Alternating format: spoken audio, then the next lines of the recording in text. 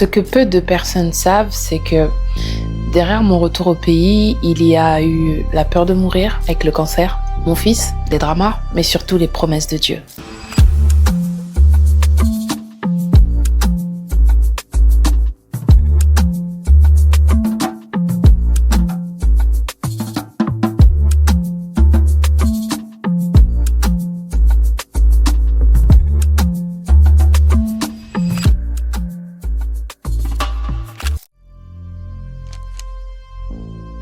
Il y a quelques années, j'avais à peine 30 ans et j'ai eu un cancer.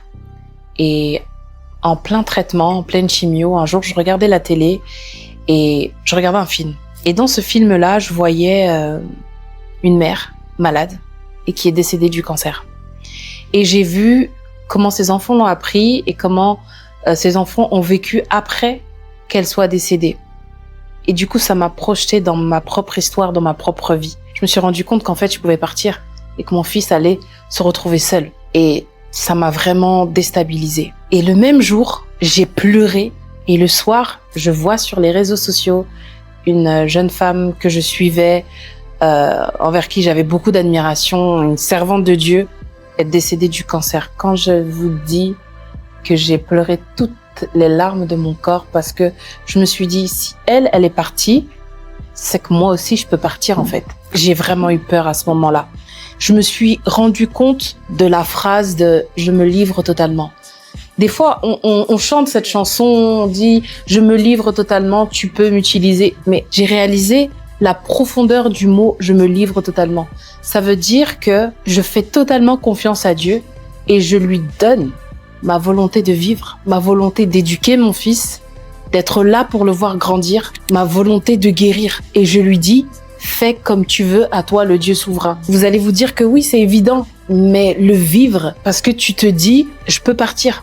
Et là, tu te dis, ok, Seigneur, fais-le, mais toutefois, fais-moi grâce. J'aimerais pouvoir dire, non, je ne mourrai pas, je vivrai et je raconterai les œuvres de l'Éternel. Que ta volonté soit faite, mais je veux vivre. Et c'était dur, c'était très très dur. Quand Dieu m'a fait grâce d'être guérie et d'être en rémission, avec mes parents, on a discuté et on s'est dit, Charlotte, il faut y aller. Tu dois te réaliser, la vie est tellement courte. Je me suis rendu compte de ce que c'était le souffle de vie.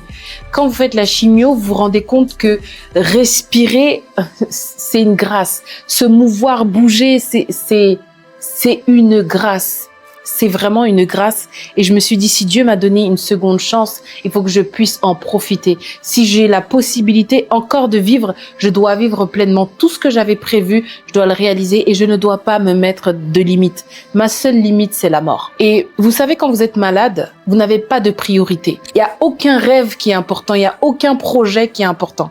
La seule chose qui est importante et qui est primordiale, c'est de guérir. Alors, je peux vous assurer qu'une fois que Dieu m'a fait grâce d'être guérie, j'ai exagéré dans la réalisation de mes projets. C'est pourquoi vous voyez que je fais plein de choses. Mais c'est parce que je sais la valeur de la bonne santé. Je sais la valeur d'être en forme.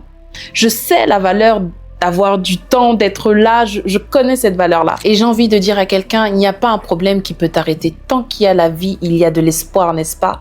Alors, tant que tu es en bonne santé, fonce, vas-y, projette-toi, réalise-toi. Parce qu'en réalité, tous les projets qu'il y a dans ton cœur, tous les projets qu'il y a dans ta tête, ça ne vient pas de toi. C'est Dieu le Créateur qui a mis ça dans ton esprit, dans ton cerveau, pour que tu puisses les réaliser et non pas pour que tu les emmènes au cimetière avec toi. Alors, mes parents m'ont dit, réalise-toi. Et parmi l'un de mes projets que j'avais, c'était justement le retour au pays. Et ils m'ont accompagnée.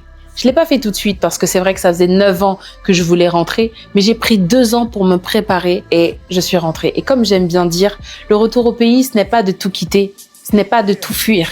Le retour au pays, c'est de décider de rentrer vers ses racines, de décider de s'impliquer, d'investir et de contribuer au développement de l'Afrique, au développement de son pays. Alors, c'est vrai que la France me rappelait la maladie, me rappelait plein de choses difficiles, mais je n'ai pas fui. Je me suis préparée à partir. Je me suis préparée à accomplir la mission pour laquelle Dieu m'avait appelée. Et toi, tu attends quoi pour vivre ta vie? Qu'est-ce qui te limite? Est-ce que toi aussi, tu as besoin de vivre un électrochoc pour comprendre que ta vie est précieuse, que tu n'en as qu'une, que ce n'est pas un brouillon et que si tu la rates, tu ne pourras pas la recommencer, prends 2 minutes et rappelle-toi, on ne vit qu'une fois. Si tu penses que ce message peut réveiller quelqu'un, partage-lui et écris en commentaire « Vivre ».